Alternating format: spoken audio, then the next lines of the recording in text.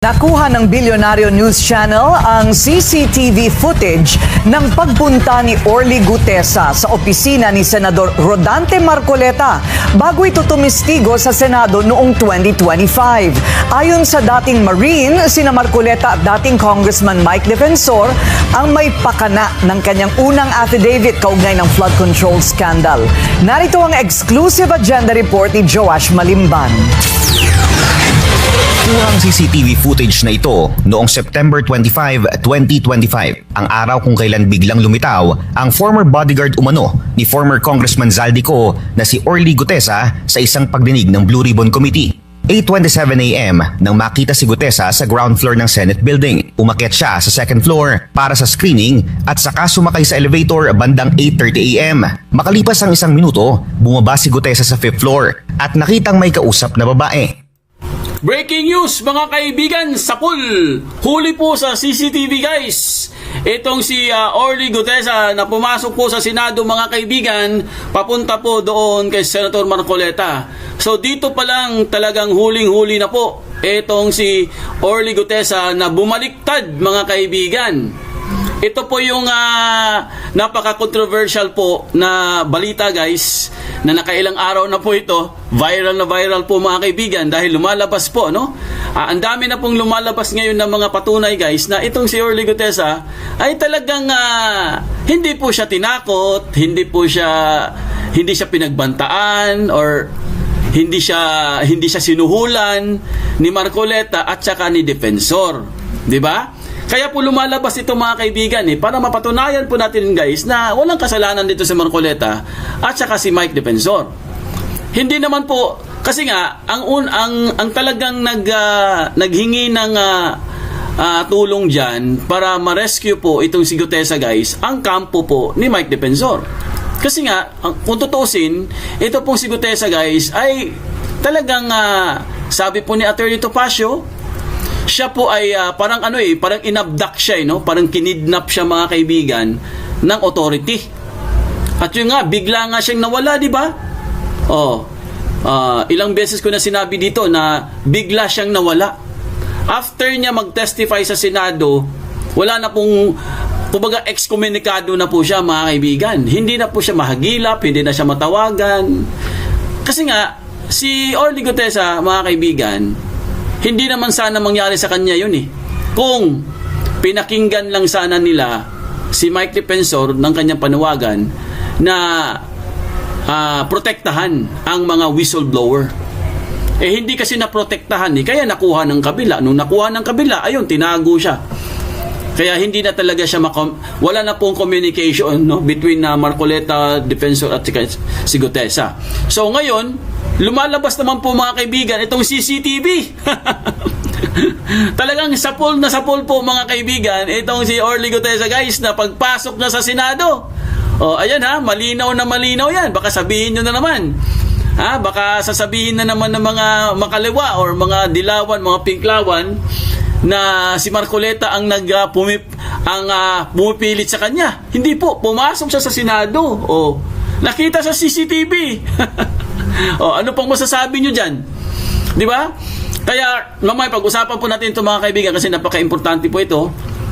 At siyempre nagsalita na rin po si nagsalita na rin po si Attorney Topacio po mga kaibigan patungkol po dito guys. Patungkol po dito kay Orly Gutesa, At siyempre mas maganda kasi pakinggan po natin si Attorney Topacio sa kanyang pahayag or statement patungkol dito sa pag-recant ni Orly Gutesa. Kasi ang tanong dyan, ano po ang magiging effect sa pagbaliktad ni Orly Gutesa? Third umano ni former Congressman Zaldico na si Orly Gutesa sa isang pagdinig ng Blue Ribbon Committee. 8:27 a.m. nang makita si Gutesa sa ground floor ng Senate Building. Umakyat siya sa second floor para sa screening at saka sumakay sa elevator bandang 8:30 a.m. Makalipas ang isang minuto, bumaba si Gutesa sa 5th floor at nakitang may kausap na babae. Nagtagal ang pag-uusap ng ilang segundo bago siya inihatid dito papasok ng opisina ni Senador Rodante Marcoleta. Batay sa timestamp ng CCTV footage, tumagal ang pag-uusap ng halos 20 minuto bago tuluyang lumabas ng opisina ni Marcoleta si Gutesa bandang 8:51 AM. 8:54, pumasok na sa plenary hall ng Senado si Gutesa kasama ang ibang taong kasama niyang lumabas mula sa opisina ni Marcoleta. At 10:39 AM nang tawagin si Gutesa para tumestigo sa Senado. Dito niya na binitawan ang mga alegasyon na personal siyang nag-deliver ng male-maletang pera kina former Congressman Zaldico, former House Speaker Martin Romualdez at iba pang miyembro ng Kongreso. Kontra ni Guanzon na willing siyang mag-abogado para kay Gutesa. Paninindigan niya sinungaling ang former bodyguard at posible umanong si former House Speaker Romualdez ang nasa likod ng pagbaliktad ni Gutesa at ng ilang maleta boys. Si Martin naman talaga ang beneficiary niyan. Pag nag-recant yung apat, nag-recant si Gutesa ng testimony niya at affidavit ginamit ng ombudsman against Romualdez, sinong kikinabang? Hindi ba si Martin? Di sama na si Gutesa sa conspiracy ni Martin. Kung ako ang ombudsman, with due respect to Ombudsman Remulla, I would do that. Ayan po mga kaibigan ang ating update guys. Huli sa CCTV itong si Gutesa. Okay, ang explanation kasi diyan, simple lang naman po, no? Ang totoong nangyari talaga diyan mga kaibigan. Kung isa-summarize natin guys, kasi sinabi na yan kwento na yan ni dating Congressman Mike Defensor at nagkwento na rin diyan si Marcoleta kasi nangyari na yan di ba? Kasi kung tinakot siya mga kaibigan or pinilit siya, bakit pumunta pa siya sa Senado? Di ba? Bakit pupunta pa siya ng Senado kung tinakot siya or pinilit siya or ano bang ginawa sa kanya? Di ba? Kung tinakot siya or pinilit siya, bakit pupunta pa siya doon sa hearing? Pwede naman siya hindi na siya pumunta ng hearing o pwede siyang umiska po na siya, umalis na siya. Kasi tandaan nyo after po ng hearing guys, bigla na po siyang nawala. Yun Yun yung missing doon Yun yung nawala.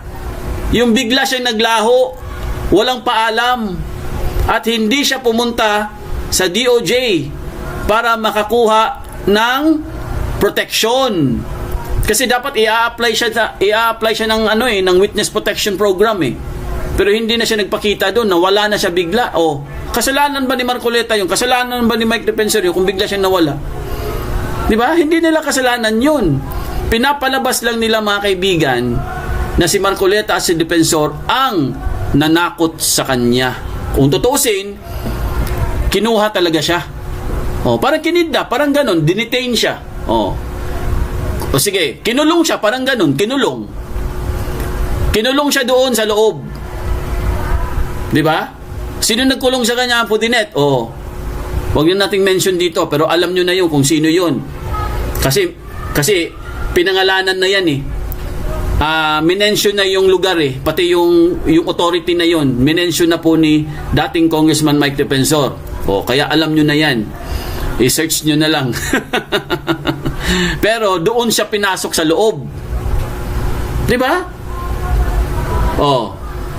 Sige, para mas klaro, mga kabaro niya, mga kabaro niya ang kumukup sa kanya doon sa loob at hindi na siya pinakawalan. Kaya later on, 'di ba? Alam niyo na 'yung kwento, 'di ba? Biglang may nakuhang information si dating Congressman Mike Defensor. Yun na nga, nalaman na nga niya. Sabi nga niya, si Orly Gutesa ay nag-recant na. 'Di ba? Sinabi niya 'yun. Siya mismo ang nagsalita noon, mga kaibigan. Kahit nga si Amy Marcos, sinabi yan Diba? Ano nyo ba yung kay Marcos? Nabalitaan nyo ba yung kay Marcos? Sinabi niya ni Amy, November din yun guys Hindi ko lang nakuha yung kay Amy Teka lang andito ba yun? Wait lang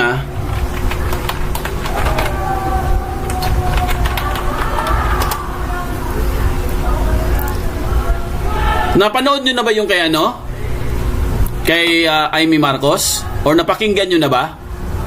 Gusto nyo mapakinggan guys yung kay Amy Marcos para at least makompleto yung natin, makumpleto yung tawag dito, yung narrative, no? Teka lang ay, paparinig ko lang sa inyo para meron lang po tayong ano.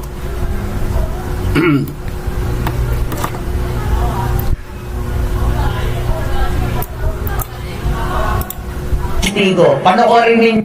Ang mangyayari ngayon, magre-recant ang mga testigo. Panoorin ninyo, sigurado ako dyan. Isa-isa yan na biglang babaliktad dahil pressure, tinakot ang pamilya at halos tinutukan ang kasawa't anak. Alam na niyo kung sino yung pinakamatindi ang testimonya. Si Gutesa po ba? Kasi pinakamabigat ang kanyang testimonya.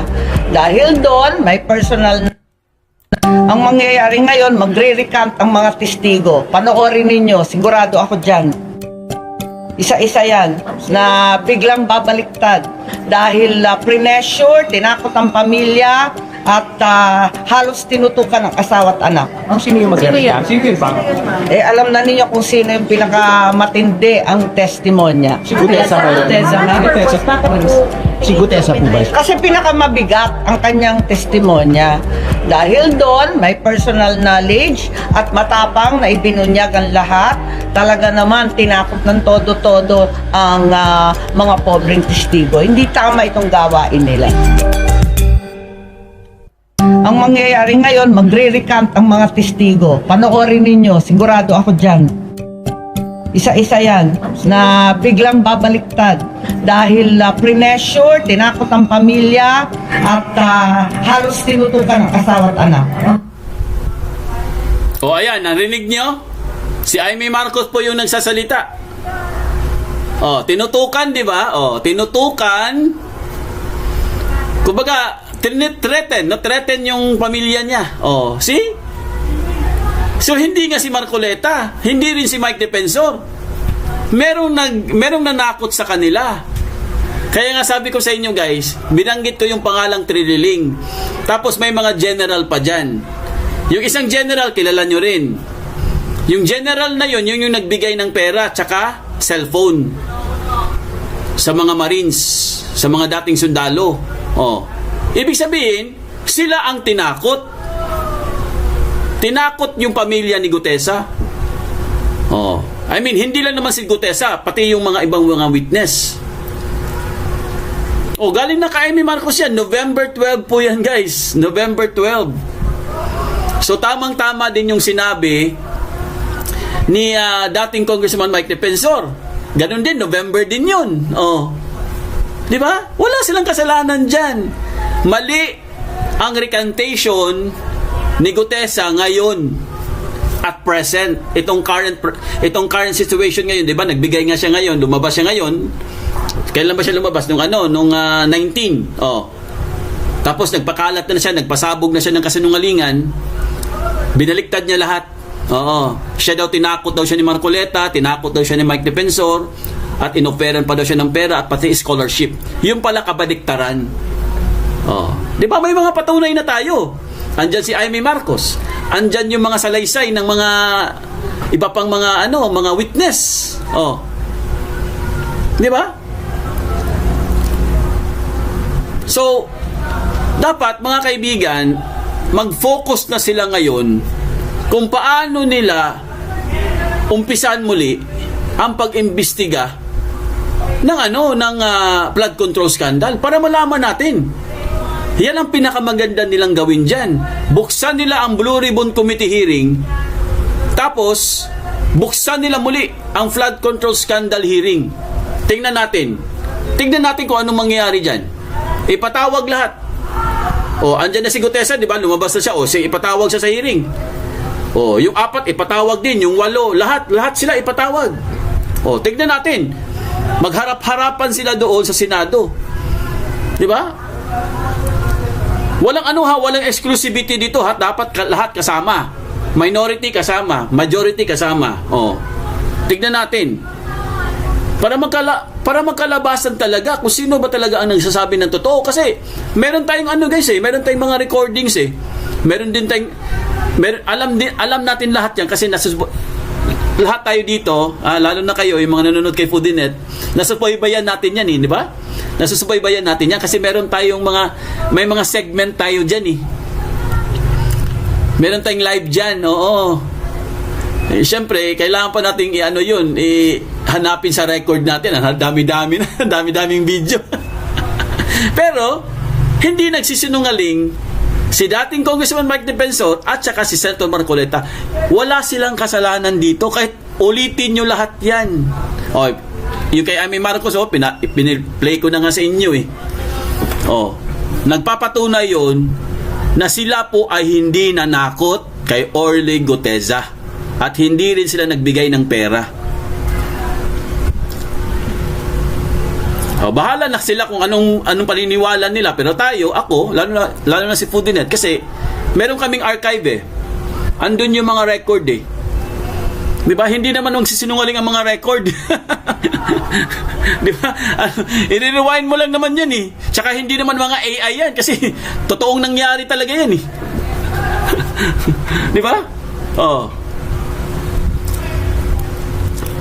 Katulad dito ito, pag-usapan po natin mga kaibigan, itong walang kwenta din to isa pa to isa pang pasaway to itong si Erich mga kaibigan, tuwang-tuwa siya. Okay?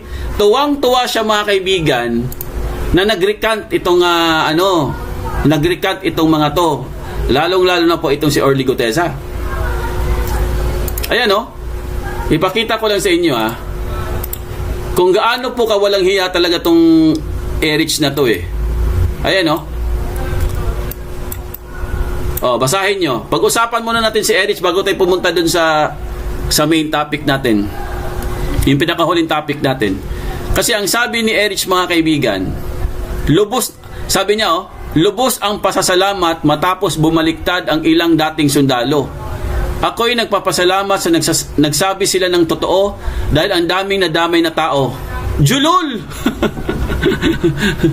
Natutuwa daw siya kasi bumaliktad daw kay ang dami daw nadamay na tao. Marami talagang nadamay sa pagnanakaw ninyo. Ayan, bumaha ang daming na displays kapal na mukha mo. Ayan natutuwa daw siya guys dahil bumaliktad daw. Ayan natutuwa ka kasi hindi natutuloy yung flood control scandal hearing. Yun ang sabihin mo. Yan nagpapasalamat si Senator Erwin Tulfo matapos bawiin ng ilang dating sundalo ang kanilang mga naunang salaysay kaugnay na umano'y cash delivery sa flood control controversy. Nagpasalamat pa siya. Dapat na nahimik na lang siya. Diba? Bakit nagpapasalamat pa siya mga kaibigan? Ibig sabihin guys, okay lang sa kanya yung mga nabaha. Okay lang sa kanya yung mga kababayan natin na hanggang ngayon, ewan ko lang kung nakabalik na ba sa kanilang mga tahanan dahil nga binaha nga sila. Yung mga nawalang mga pangkabuhayan na wash out, mga livestock na inanod ng baha. Tapos sasabihin niya, nagpapasalamat siya Kapal talaga Ako'y nagpapasalamat na nagsabi sila ng totoo dahil ang daming nadamay na tao. Diyos ko Lord, anong klaseng senador ito?